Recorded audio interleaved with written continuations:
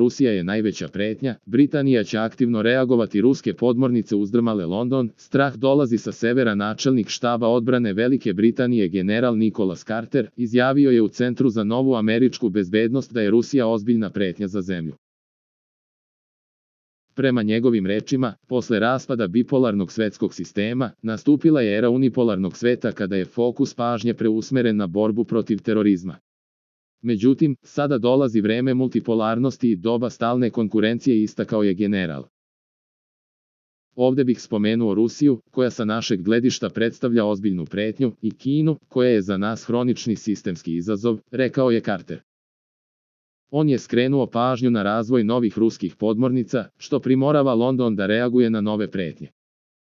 Severni Atlantik je region koji moramo ozbiljno da se bavimo, uzimajući u obzir ruske podmornice. Nema sumnje da treba da sledimo politiku obuzdavanja, naglasio je general.